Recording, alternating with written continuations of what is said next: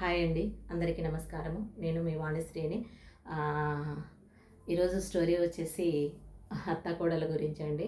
అత్తాకోడళ్ళ మీద ఎన్ని స్టోరీలు చెప్పినా, ఎంత చెప్పినా చాలా తక్కువేనండి. ఎందుకంటే ఆ రిలేషన్‌షిప్ అనేది డిఫరెంట్‌గా ఉంటుంది. ఒక్కొక్కళ్ళు అత్తాకోడళ్ళు చాలా బావుంటారు. ఒక దగ్గర మాత్రము క్వైట్ ఆపోజిట్‌గా ఉంటారు. ఏదేమైనా మనం అనుభవిస్తుంది చాలామంది ఫేస్ చేసేది 99% అపోజిట్‌గానే ఉంటారు అత్తాకోడళ్ళు. ఎందుకంటే అత్త ఎప్పుడు తల్లి కాలేదు, కోడలు ఎప్పుడు కూతురు కాలేదు. ఇది జీవిత సత్యం అండి. కాకపోతే కొంతమంది వాళ్ళ యొక్క అదృష్టము లేకపోతే వాళ్ళ చేసిన మంచి పనుల వల్ల కొంచెం మంచి అత్త దొరకవచ్చు మేబీ. కొంతమంది మంచిగానే ఉంటారు. నాకు తెలిసిన వాళ్ళు కూడా కొంతమంది మంచిగానే ఉన్నారు. కానీ కొంతమంది మాత్రము చాలా డిఫరెంట్‌గా అమ్మో! నిజంగా అనిపిస్తది. వీళ్ళు కూడా ఒకప్పుడు కోడలే గదా! ఎందుకు ఇలా ప్రవర్తిస్తారు? వయసు పెరుగుతుంది గదా! ఎందుకు ఆలోచన ఉండదు వీళ్ళకి అని అన్నట్టుగా అనిపిస్తుంది. ఎనీవే ఏది అయినా గూడా మన అంటే మన యొక్క ఆలోచనలు వాళ్ళకి అర్థం గావు. కాబట్టి ఇప్పుడు మన స్టోరీలోకెళ్ళినట్టయితే ఒక అత్త కొత్తగా పెళ్ళయిందనమాట కొడుక్కి. ఆ కోడలు కొత్తగా ఇంట్లోకి రావడము కొంచెము కొత్తగానే ఉంటుంది కదా! అయితే ఒకరోజు ఏం చేసిందంట, ఇంట్లో టీవీ పెట్టేసి బయటికెళ్ళిందంట మర్చిపోయి. అంటే టీవీ ఆన్ చేసిన సంగతి మర్చిపోయి బజార్‌కెళ్ళింది. బజార్‌కెళ్ళి వచ్చేటప్పుడు గుమ్మంలోనే అత్తగారు ఆపేసి "ఏం కోడలా, గదిలో టీవీని ఆన్ పెట్టేసి బయటికి పోయి దర్జాగా తిరిగొస్తున్నావు. కరెంట్ బిల్లు ఉట్టిగా వస్తదా? కరెంట్ బిల్లు ఎవడు కడతాడు? మీ నాన్న కడతాడా?" అని కయ్య కేకలు వేస్తుంది. అయితే అక్కడ కోడలు మౌనంగా వెళ్ళి ఆ రూమ్‌లోకెళ్ళి టీవీ ఆఫ్ జేయడానికి వెళ్తుంది. అక్కడే అదంతా విన్న కొడుకు భార్యకి చెడుగా అనిపించిందో ఏమో, మా అమ్మ తిట్టింది దీనికని ఆ రూమ్‌లోకెళ్ళి మా అమ్మ అన్నందుకు నువ్వేమీ బాధపడకు, మా అమ్మ అలానే అంటుంది, దాన్ని లైట్‌గా తీసుకో అని సర్ది చెప్పడానికి ప్రయత్నిస్తాడు. అప్పుడు ఆమె అదేం లేదండి, నాకు బాధేం లేదు. మా అమ్మ గూడా నేను తప్పు చేస్తే ఇలాగనే మందలిచ్చేది. మా అమ్మ గూడా మనం తప్పు చేస్తేనే గదండీ మందలిస్తారు ఎవరైనా అని అన్నదనమాట. అనేసరికి భర్త చాలా సంతోషంగా ఫీల్ అయిపోయినాడు.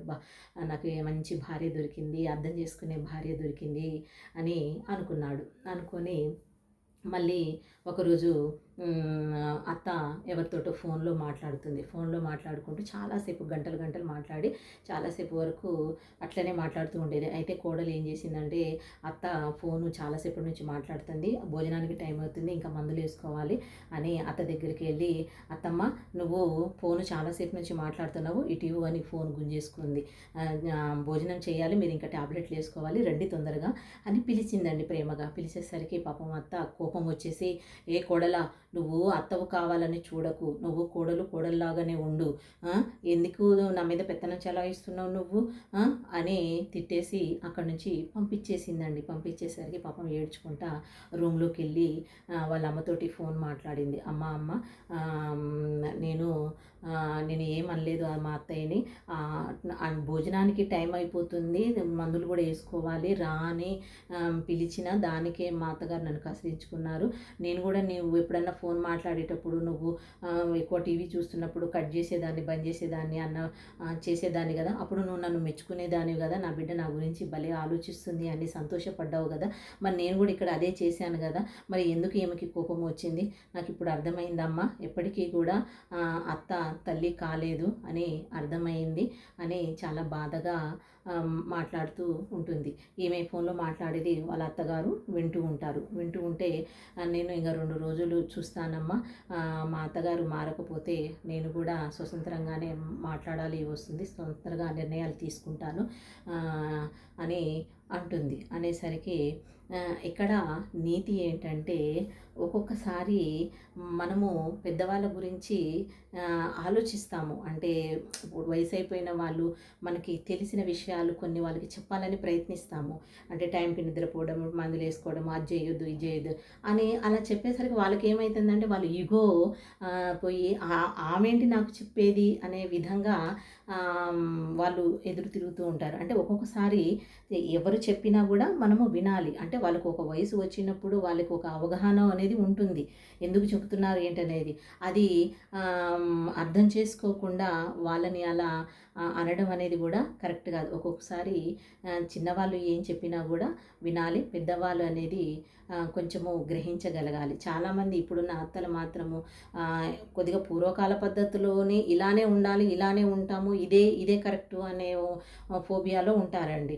నిజంగా ఇప్పుడు మారుతున్న జనరేషన్కి అనుగుణంగా ఆలోచనలు అనేవి రావాలి. వాళ్ళు జీవితాన్ని అనుభవించినప్పుడు వాళ్ళు ఇంకా ఆ జీవితంలో ఉన్న మెళుకులన్నీ చెప్పగలగాలి కోడళ్ళకి. కానీ వాళ్ళు చెప్పకుండా నేను ఇలానే ఉంటా, నువ్వు ఇలానే చెయ్యి అని వాళ్ళ యొక్క పద్ధతులని మన మీద రుద్దితే ఎవరికైనా కోపం వస్తుంది కానీ అక్కడే మిస్అండర్స్టాండింగ్ అనేది జరుగుతుంది అత్త కోడలకి. కానీ నిజంగా ఆ కాలంలో ఉన్న పద్ధతులని ఈ కాలంలో ఉన్న పద్ధతులని కలిసి ఇద్దరు షేర్ చేసుకొని ఇద్దరు ఏకాభిప్రాయంతో ఉండి ఆమె మాటలు ఈమె మాటలు గౌరవించితే నిజంగా సమస్యలు అనేవి అయితే రావండి. కానీ అది మన వల్ల సాధ్యమైద్దిలే కానీ వాళ్ళ వల్ల సాధ్యం కాదు. ఎందుకంటే వాళ్ళు తొందరగా ఒప్పుకోరు, ఏ విషయాన్ని అస్సలు ఒప్పుకోరు. కాబట్టి వాళ్ళు మారరు. కాబట్టి మారాలని కోరుకుందాము. ఎందుకంటే ఇలాంటి ప్రాబ్లమ్స్ ఇంకెవరికి రాకుండా ఉండాలని కోరుకుంటున్నాను.